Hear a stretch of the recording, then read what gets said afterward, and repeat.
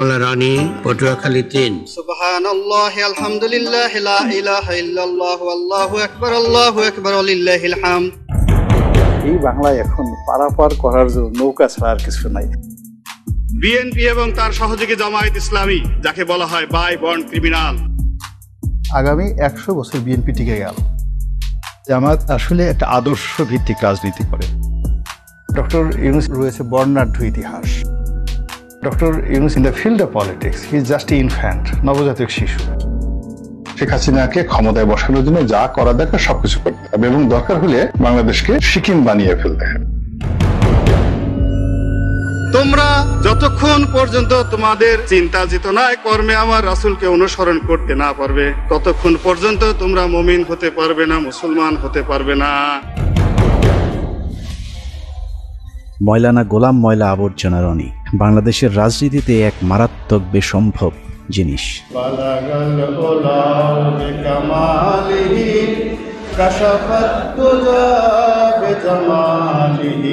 1967 সালে পয়দা হওয়া 57 পেরিয়ে 58-তে পা দিতে চলা এই স্বঘোষিত রাজনীতিবিদ এখন পর্যন্ত সিদ্ধান্ত নিতে পারেনি সে আসলে কোন দলের রাজনৈতিক মতাদর্শে বিশ্বাসী। আমি মনে করি মির্জা ফখরুল থেকে শুরু করে সবারই উচিত জয় বাংলা বলা। আওয়ামী লীগ এত অভাবগ্রস্ত, একটা লোকও নৌকার মাঝি হতে চায়। সংসদে কোনো রাজনীতি নেই। আমার সাথে অনেক বড় বড় মানুষ রয়েছেন যাদের হয়তো পদ পদবি নেই। বিজয় বলতে কি সিংহাসনে বসা? যখন যেখানে সুবিধা পেয়েছে রনি সেখানে মুখ লাগিয়েছে, কিন্তু যেখানে মুখ লাগিয়েছে সেখানেই দুর্গন্ধ ছড়িয়েছে, যে কারণে তার মুখ যেখানেই লাগিয়েছে সেখান থেকেই তাকে অসম্মানজনকভাবে ভাগিয়েছে।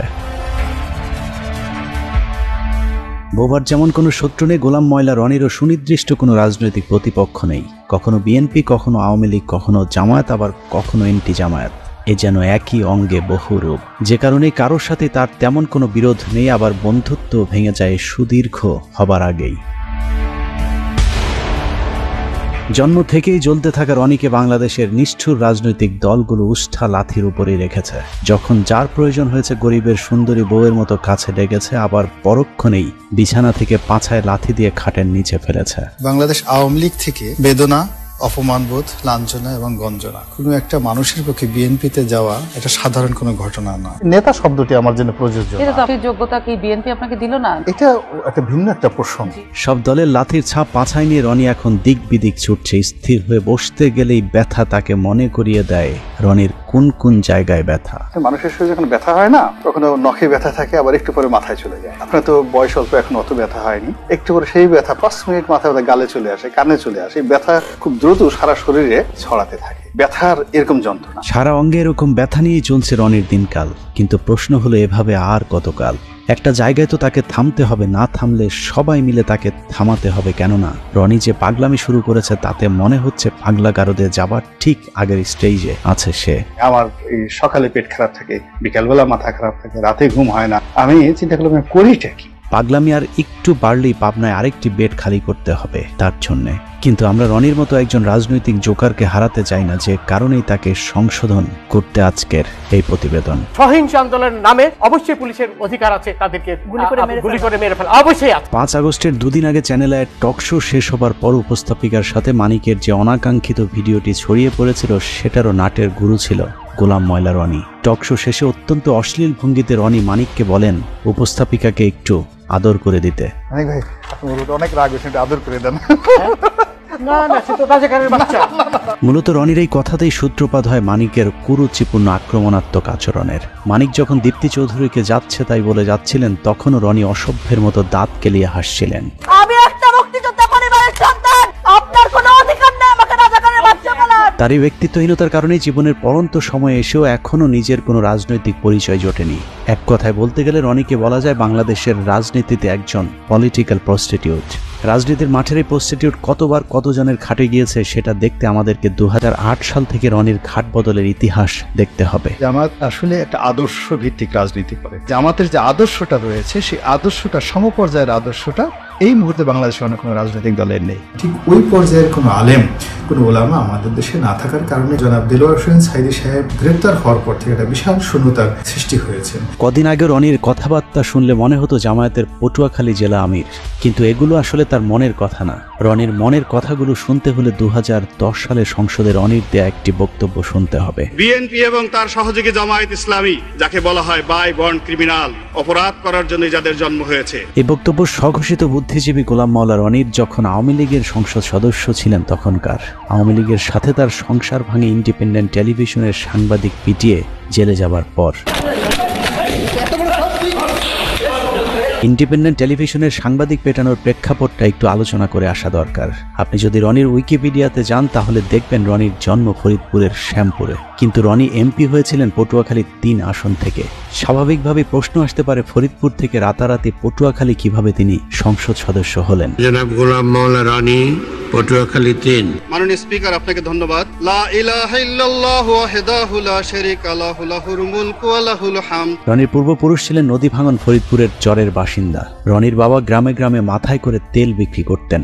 আর্থিকভাবে অসচ্ছল হলেও মোটামুটি খেয়ে পড়ে বেঁচেছিলেন, কিন্তু হঠাৎ করে নদী ভাঙনে তার প্রত্যেক ভিটার নদী গর্ভে বিলীন হয়ে গেলে নিঃস্ব হয়ে গোলাম মাওলার পরিবার চলে যায় ফরিদপুর থেকে পটুয়াখালীতে। একসময় সম্বল শুধু কম্বলওয়ালা গোলাম মাওলা রনি 111-এ শেখ হাসিনা জেলে থাকার সময়টাতে হাসিনাকে তেল দিয়ে কলাম লেখার পুরস্কার হিসেবে 2008 সালে নির্বাচনে আওয়ামী লীগের মনোনয়ন পান। এরপর সংসদ সদস্য নির্বাচিত হবার পর আর ফিরে তাকাতে হয়নি রনিকে। একে একে শিপিং বিজনেস, টেক্সটাইল বিজনেস থেকে শুরু করে এক্সপোর্ট ইম্পোর্ট সহ নানা ধরনের ব্যবসার মালিক হয়ে যান গোলাম মাওলা রনি। ব্যবসা বাণিজ্য করেছি, টাকা পয়সা হয়েছে, আরো টাকা হতে হবে, সালমান এফ রহমানের মতো ধনী হতে হবে। গামছার তেল বিক্রেতার ছেলের আলাদ্দিনের চেরাগ দেখে অনেকেই তার কাছে জিনের সাহায্য চাইতে গিয়েছিলেন, কিন্তু চেরাগের সেই জিন গামছাওয়ালার ছেলে রনিকে ধনী করলেও অন্যদেরকে করেছে পথের ফকির। রনির সাথে যারাই যৌথভাবে ব্যবসা করতে গিয়েছেন সকলকেই খাল কেটে আনা কুমিরের মতো পেটে ঢুকতে হয়েছে। রনির একটা পারিবারিক বৈশিষ্ট্য আছে, যেখানে খান সেখানেই হাগেন। হেগে মতে পুরো পটুয়াখালী দুর্গন্ধ করে ফেলেছেন। ফরিদপুরের তেল বিক্রি করা রনির বাবা শামসুদ্দিন মুন্সি পটুয়াখালীতে এসে শুরু করেন বাজারে বাজারে গামছা বিক্রি করা, কিন্তু সমস্যাটা সেখানে নয়। ফরিদপুর থেকে কাঁথা বালিশ নিয়ে পটুয়াখালীতে যাবার পর তৎকালীন স্থানীয় যে চেয়ারম্যান তার খালি জমিতে রনির বাবাকে থাকতে জায়গা দিয়েছিলেন, সেই চেয়ারম্যানের খালি জমি দখল করেই গোলাম মাওলা রনি গড়ে তুলেছেন বহুতল ভবন। সেই চেয়ারম্যান বেঁচে না থাকলেও তার ছেলে জানিয়েছেন রনির বাবাও তার মতো একটু টাউট প্রকৃতির ছিল। কথাবার্তা শুনে প্রথমত বুঝতে পারি নাই যে এই লোকটা এত খারাপ, এত বড় মৃত্যু, এত বড় টাউট। রনির বাবার হাত ধরেই দখলের হাতখড়ি হয় রনির। সরকারি খাস জমি থেকে শুরু করে এলাকার নদী নালা, এমনকি অসহায় দরিদ্র মানুষের শেষ সম্বলটুকু পর্যন্ত দখল করেছে গোলাম মাওলা রনি। মাস্তানদেরকে বলেন যে আমার কাছ থেকে চাঁদা যদি নেয় একটু কম পরিমাণে ডিমান্ড করে, কিন্তু 5 লাখ দেওয়ার মতো তো আমার সামর্থ্য নেই। রনি বলছিল যে আপনার জমি বিক্রি করে চাঁদা দেবেন। রনিকে এসব দখলবাজিতে যখন যেই বাধা দিয়েছে তার বিরুদ্ধেই মামলা ঠুকে দিয়েছেন মামলাবাজ গোলাম মাওলা রনি। সহযোগিতা করতে গেলে হ্যাগরও মামলা দেন। টকশোতে মিষ্টি মিষ্টি কথা বলা রনি তার এলাকায় গড়ে তুলেছেন একটি ক্যাডার বাহিনী, যার নাম ভাইয়া গ্রুপ। এই গ্রুপের প্রধান গোলাম মাওলা রনির শ্যালক মকবুল খান। দখলবাজি আর চাঁদাবাজিতে অতিষ্ঠ গলাচিপা এলাকার মানুষ মকবুলের বিরুদ্ধে নালিশ করতে গিয়েছিলেন রনির কাছে, কিন্তু ভুক্তভোগী ব্যক্তিরা বুঝতে পারেননি টেলিভিশনের রনি আর টেলিভিশনের বাইরের রনি এক জিনিস নয়। সফরকালে এই রনির ক্যাডাররা আমাদেরকে ঘেরাও করে। সব বিষয়ে বিশেষজ্ঞ রনি টেলিভিশন টক শোতে নীতিবাক্যের ফুলছুরি ছড়ালেও নিজে জড়িয়েছেন নীতি বিবর্জিত অনৈতিক বিভিন্ন কাজের সাথে। মামলা দখল আর চাঁদাবাজি করে তেল বিক্রেতার ছেলে এখন শত শত কোটি টাকার মালিক। আমাদের এমন দিন আছে যে 10 কোটি টাকা আমাদের একসাথে ব্যাংক থেকে তুলতে। নিউ মার্কেট এলাকার নাইম রোডের লাক্সারি এই ভবনের 6-এর বি ফ্ল্যাটটিতে রনি নিজে থাকেন। রাজধানীর তোপখানা রোডের মেহরোবা প্লাজায় রয়েছে তার আরেকটি ফ্ল্যাট। বসুন্ধরা বাড়িধারা প্রকল্পে 5 কাঠা এবং পূর্বাচলে রয়েছে তার আরেকটি 10 কাঠার প্লট। নিজের অন্যান্য জায়গার বাড়ি ফ্ল্যাট থাকার তথ্য গোপন করে অবৈধভাবে তিনি এসব প্লট বাগিয়ে নিয়েছেন। হঠাৎ করে গোলাম মাওলা রনি কিভাবে আঙুল ফুলে কলা গাছ হয়ে গেলেন সেই খবর সংগ্রহ করতে গেলে ইন্ডিপেন্ডেন্ট টেলিভিশনের সাংবাদিকের উপর চড়াও হন রনি। মেমোরি কার্ড যদি নিয়ে থাকে মেমোরি কার্ড ফেরত দিয়ে দেন। কি আসলে আমার দ্বারা যদি কেউ ক্ষতিগ্রস্ত হয়ে থাকে এজ এ বড় ভাই হিসেবে আমি সরি। যাই হোক, ওই ঘটনায় গ্রেফতারের পর জেল খাটতে হয়েছে বেশ কিছুদিন। জেল থেকে বেরোলেও আর আওয়ামী লীগে ঢুকতে না পারায় নতুন ভাতারের সন্ধানে বের হন তিনি। খুঁজতে খুঁজতে বিএনপির সাথে দেখা। সাংগঠনিকভাবে চরম ভঙ্গুর অবস্থায় থাকা বিএনপি তখন ডক্টর কামাল কাদের সিদ্দিকী রনিদের মতো খড়কুটো যা পেয়েছে তাই আঁকড়ে ধরেছে। 2018 সালে নির্বাচনের আগে যেদিন রনি বিএনপিতে যোগ দিয়েছিলেন সেদিন সাংবাদিকরা তাকে প্রশ্ন করেছিল বিএনপিতে কতদিন থাকবেন। রনি তার উত্তরে বলেছিলেন মৃত্যু পর্যন্ত থাকতে এসেছে। আমি এখানে এসেছি এবং মৃত্যু পর্যন্ত এখানে থাকবো ইনশাআল্লাহ। মূলত 2018 সালে বিএনপির মনোনয়ন পেতেই রনির এই পোল্টিবাজি। রনির সেই ডিগবাজিতে ধানের শীষের টিকিটও পেয়ে গিয়েছিলেন, কিন্তু পটুয়াখালী 3 আসনে আজীবন বিএনপির রাজনীতি করে আসা বিএনপির মূল প্রার্থী মনোনয়ন প্রত্যাহার না করে রনির প্রতিদ্বন্দ্বিতা করেন। গোলাম মাওলা রনি এখন আওয়ামী লীগের সঙ্গে বেইমানি করেছে, সামনে বিএনপির সাথে করবে, সে বিএনপিতে যোগ দিয়েছে। জনগণ তাকে আর কোনোদিন সমর্থন করবে না। তাকে মনোনয়ন দেওয়া হয়, কিন্তু নির্বাচন কমিশন তার মনোনয়নের প্রার্থিতা বাতিল করেছে।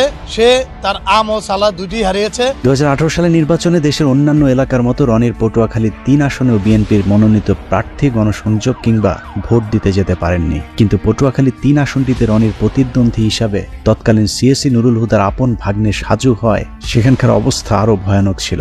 সকালে রনির স্ত্রী ভোট কেন্দ্রে যাবার পর আওয়ামী লীগের লোকজন তার গাড়ি ভাঙচুর ও মারধর করলে রনি আওয়ামী লীগ প্রার্থীর বিরুদ্ধে মামলা না করে তার প্রতিদ্বন্দ্বী বিএনপির বিদ্রোহী প্রার্থী ও তার সমর্থকদের বিরুদ্ধে মামলার নির্দেশনা দেন। গাড়িটা আগে থানায় নাও, থানায় নিয়ে এই সুযোগে মানে প্রার্থী সহ সবাই মামলা দিয়ে দাও। আচ্ছা ঠিক আছে, এটা কিন্তু আমাদের সুযোগ এবং সব জায়গায় টেলিফোন করে হাজার হাজার লোক থানায় ঘেরাও করে। তারপরেও সে সময় বিভিন্ন অনুষ্ঠানে গোলাম ময়লা রনি নিজেকে বিএনপির অত্যন্ত গুরুত্বপূর্ণ এবং নীতি নির্ধারণী পর্যায়ের নেতা হিসেবে দাবি করতে শুরু করেন। আমি বিএনপির একজন নীতি নির্ধারণী, অন্যতম নীতি নির্ধারণী ব্যক্তিত্ব আমি এখানে বলছি। অভিযোগ রয়েছে মির্জা ফখরুল ইসলাম আলমগীরকে 10 লাখ টাকা দিয়ে রনি রাতারাতি দল পাল্টে বিএনপির টিকিট পেয়েছিলেন।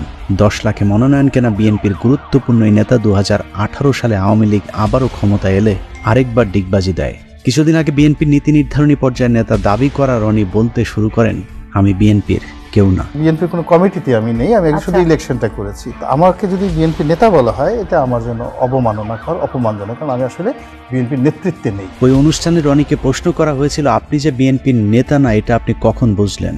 উত্তরে রনি যা বলেছেন তা অনেকটা সিদ্দিকের ভুল হয়েছে আমাকে ক্ষমা করে দেওয়ার মতো। রনি ভাই, এই কথাটা আপনি আগে এতদিন বলেননি কেন? প্রথমত এই জিনিসটা আগে আমার মাথায় আসেনি। 2018 থেকে 2024 রনির জীবন কেটেছে কুলহারা কলঙ্কিনীর মতো।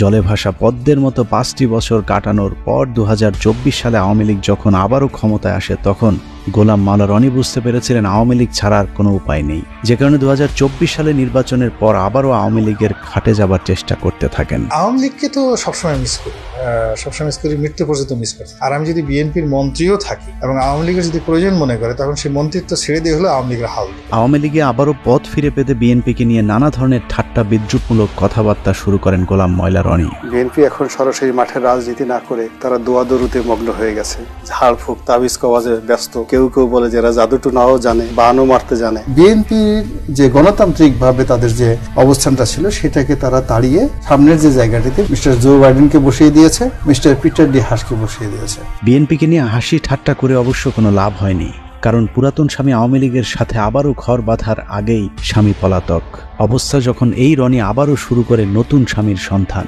আওয়ামী লীগ বিএনপির সব হারিয়ে ডক্টর মোহাম্মদ ইউনূসের তত্ত্বাবধায়ক সরকারের একটি উপদেষ্টার পদ পাবার স্বপ্ন দেখে গোলাম ময়লা রনি, যে কারণে মোহাম্মদ ইউনূসের নেতৃত্বে সরকার গঠন হবার পর এই সরকারের মেয়াদ নিয়ে রাজনৈতিক দলগুলোকে তাড়াহুড়া না করবার আহ্বান জানান। এই গণঅভ্যুত্থানের মাধ্যমে যে 17 জন ব্যক্তি এই মুহূর্তে দায়িত্বে অবতীর্ণ হলেন তারা চমৎকার করে কথা বলেন এবং তাদের সবারই রয়েছে বর্ণাঢ্য ইতিহাস। তাদের সফলতা কামনা করা ছাড়া আমাদের এই জাতির দ্বিতীয় কোনো অপশন নেই। একটা নির্দিষ্ট সময় পর্যন্ত আমাদেরকে অপেক্ষা করতে হবে এবং ধৈর্য ধারণ করতে হবে যার যার অবস্থান থেকে। ইউনূস সরকারের পক্ষে তেলবাজি করেও কোনো লাভ হয়নি। প্রথম, দ্বিতীয়, তৃতীয় ধাপেও মোহাম্মদ ইউনূসের পাশে একটি চেয়ার না জোটায় রীতিমতো পাগলামি শুরু হয় গোলাম মাওলা রনির। ডক্টর ইউনূস চেষ্টা করলেও খুব বেশি আগাতে পারবেন না। নোবেল পুরস্কার পেয়েছে, তুমি তো শ্রমিকের টাকা মেরে দিলা, তাকে ডাইরেক্ট ক্রস ফায়ারে দেওয়া উচিত। রনির হঠাৎ করে সারা অঙ্গে ব্যথা শুরু হবার কারণ কি সেটা বুঝতে হলে জামায়াতের এক নেতার সাথে তার একটি ফোন রেকর্ড শুনে আসতে হবে, যেখানে তিনি পরিষ্কারভাবে বলেছেন শেখ হাসিনা পালিয়ে যাবার পর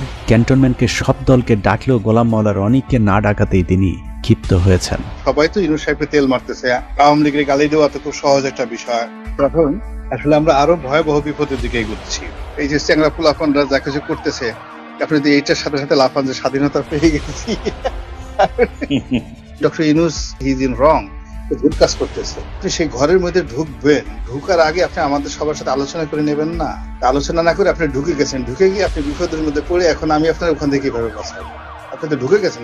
রনি ছাড়া সব দল ক্যান্টনমেন্টে মিটিং করাতে সব দলকেই তিনি বদদোয়া দিয়েছেন। পীরে গোলাম ময়লা জামায়াতের ওই নেতার সাথে ভবিষ্যৎবাণী করেছেন, যারা যারা সেদিন ক্যান্টনমেন্টে গিয়েছিল সবাইকেই নাকি ভারতের রোশানলে পড়তে হবে। যারা গেছে তারা সবাই দুর্ভোগ পোহাবে। জামাত বর্ণ যারা, ইভেন আমাদের মির্জা ফখরুল সাহেব গেছেন, ওখানে খুব রং কাজ করছেন, খারাপ কাজ করেছে। জোনায়েদ সাকি গেছে, যারা গেছে প্রত্যেকটা লোকের এই কর্মফল ভোগ করতে হবে। Just wait. মানে দিল্লি কি এইরকম প্ল্যান করতেছে আপনি বলতে চাইতেছেন? জি, এটা সেই প্ল্যান অনুযায়ী সবকিছু। আপনি একটা কাজ করেছেন, সেই কাজের তো ফল আপনাকে ভোগ করতেই হবে। পরিস্থিতি যা দাঁড়িয়েছে, যে কোনো সময় 999-এ কল করে রনিকে পাবনার গাড়িতে উঠিয়ে দিতে হবে। Doctor Yunus is a famous and eminent economist, কিন্তু in the field of politics he is just infant, নবজাতক শিশু। 3 মাসও টিকতে পারবেন না। নিজের ফেসবুক, ইউটিউব থেকে শুরু করে টেলিভিশন টক শো সবখানেই যেন রনির টার্গেটে পরিণত হয়েছে ডক্টর মোহাম্মদ ইউনূস। মুখরোচকর টাইটেল, থাম্বনেল আর নানা ধরনের ব্যাখ্যা বিশ্লেষণের মধ্য দিয়ে ডক্টর মোহাম্মদ ইউনূসকে বিতর্কিত করবার জন্য যেন রীতিমতো ন্যাংটা হয়ে রাস্তায় নেমেছেন গোলাম ময়লা রনি। 1/11 সেই সময়টিতে মঈনুদ্দিন ফখরুদ্দিনের উপরেও ছিলেন ডক্টর মোহাম্মদ ইউনূস। তাতে 1/11-এর একটা লেটেস্ট ভার্সন, এটাকে আপনি ডিজিটাল ভার্সন বলতে পারেন। একটি সূত্র জানিয়েছে, বাংলাদেশের রাজনীতির হিরো আলমের update version Alam pro max Golam Maula রনির সাথে আওয়ামী লীগের একটি সমঝোতা হয়েছে। রনিকে যেহেতু জামায়াত, বিএনপি, ডক্টর ইউনূস কেউই পাত্তা দিচ্ছে না, সে কারণে তিনি এখন আওয়ামী লীগের সাথে হাত মিলিয়ে সূক্ষ্ম ষড়যন্ত্রে লিপ্ত হয়েছেন। এরই মধ্যে শেখ হাসিনা সম্পর্কে গুণগান শুরু করেছে রনি। সামনে হয়তো প্রকাশ্যে আরো গুণগান শোনা যেতে পারে। চীনের এবং আমেরিকার চক্রান্তে বাংলাদেশে শেখ হাসিনাকে যেভাবে বাংলাদেশ থেকে তাড়ানো হয়েছে, এটি নির্মম, এটি অন্যায়, এটি অসাংবিধানিক। বাংলাদেশে একটা উগ্র জঙ্গিবাদ তৈরি হয়েছে। এই জঙ্গিবাদের চক্রান্তে শেখ হাসিনা ক্ষমতাচ্যুত হয়েছে। তো কাজেই শেখ হাসিনাকে আবার ক্ষমতায় বসাতে হবে। প্রয়োজনে বাংলাদেশে ভারতীয় সৈন্য সমাবেশ ঘটাতে হবে। শেখ হাসিনাকে ক্ষমতায় বসানোর জন্য যা করা দরকার সবকিছু করতে হবে, এবং দরকার হলে বাংলাদেশকে অধিকার করতে হবে, কাশ্মীর বানিয়ে ফেলতে হবে, সিকিম বানিয়ে ফেলতে হবে। এছাড়া সুযোগ সন্ধানী রনির আসলে আওয়ামী লীগের কাছে ফিরে যাওয়া ছাড়া আর কোনো উপায়ও নেই। কারণ গোলাম মাওলা রনি বাংলাদেশে নিযুক্ত যুক্তরাষ্ট্রের রাষ্ট্রদূত ড্যান মোজেনার সময়ের একটি ঘটনায় আমেরিকার কালো তালিকাভুক্ত হয়ে আছেন, যে কারণে তিনি পশ্চিমা কোনো দেশের ভিসাও পান না। অতএব তার সামনে এখন আওয়ামী লীগ এবং ভারতের দালালি করা ছাড়া আর কোনো দরজা খোলা নেই। নাগরিকদের মধ্যে একটা বিক্ষোভ তৈরি হয়ে যাচ্ছে এই বাংলাদেশের বর্তমান রেজিমের বিরুদ্ধে, বিএনপির বিরুদ্ধে, জামাতের বিরুদ্ধে, ডক্টর ইউনূসের বিরুদ্ধে। আগামী 3-4 মাস যদি এভাবে তারা চলতে পারে, তাহলে শেখ হাসিনাকে কেন্দ্র করে ভারতে যে ইতিবাচক একটি জনমত তৈরি হচ্ছে, সেই জনমতের যে ধাক্কাটা কিন্তু বাংলাদেশেও আসবে। এবং বাংলাদেশে এখন যারা অনেকে শেখ হাসিনার বিরুদ্ধে বিষোদ্গার করছে, তারাও কিন্তু ইনফ্লুয়েন্স হয়ে শেখ হাসিনার জন্য হাহাকার তৈরি করবে। এখানে বসে লম্পজম্ব করতে পারবো, ভারতকে গালাগাল দিতে পারবো। কিন্তু সত্যিকার অর্থে ভারতের যে কোনো আগ্রাসন, সেটা অর্থনৈতিক আগ্রাসন, সামরিক আগ্রাসন, কূটনৈতিক আগ্রাসন, সেটি মোকাবেলা করার মতো অবস্থা আমাদের কিন্তু এখনো হয়নি। সব মিলিয়ে গোলাম ময়লা রনির আসলে নিজস্ব কোনো ব্যক্তিত্ব বা চরিত্র নেই। কোথাও মাওলানা, কোথাও আওয়ামী লীগ, কোথাও কৌতুক অভিনেতা, কোথাও সাংবাদিক। অনেক রক্তের বিনিময়ে অর্জিত ছাত্র সমাজের প্রতিনিধিত্ব করা এই সরকারের বিরুদ্ধে বিষোদ্গার না করে রনির আসলে সিদ্ধান্ত নেওয়ার সময় এসেছে। তিনি কি আওয়ামী লীগ করবেন, নাকি বিএনপি নেতা, ইউটিউবার নাকি কৌতুক অভিনেতা, মাওলানা নাকি ময়লা আবর্জনা? আমার নিজস্ব চ্যানেলে 1 কোটি লোক প্রতি মাসে বক্তব্য দেখে। এখন বিএনপির বলেন, আওয়ামী লীগের বলেন, find me one single leader. বাংলাদেশের যে গোলাম মোল্লা রনির মতো একটা কলাম লেখেন, তার মতো ইউটিউবে একটা বক্তব্য দেন। রব্বানা আতিনা ফিদ দুনিয়া হাসানাতাও ওয়া ফিল আখিরাতি হাসানাতাও ওয়া কিনা আযাবান নার। দ্রুত সিদ্ধান্ত নিতে না পারলে রাজনৈতিক দলগুলোকেই তার ব্যাপারে সিদ্ধান্ত নিতে হবে। সুস্থ রাজনীতির স্বার্থে গোলাম ময়লা রনির মতো ময়লা যত দ্রুত পরিষ্কার করা যাবে, তত দ্রুতই দেশের রাজনীতি আবর্জনা মুক্ত হবে। আর সেই ময়লা আবর্জনা পরিষ্কার করতে যদি কারো বেলচা হাতে তুলে নিতে হয়, তাহলে সেটাও দ্রুতই নিতে হবে। রনির মতো এরকম চিড়িয়াখানার পশুকে খাঁচার বাইরে বেশি দিন রাখাটা অত্যন্ত ঝুঁকিপূর্ণ।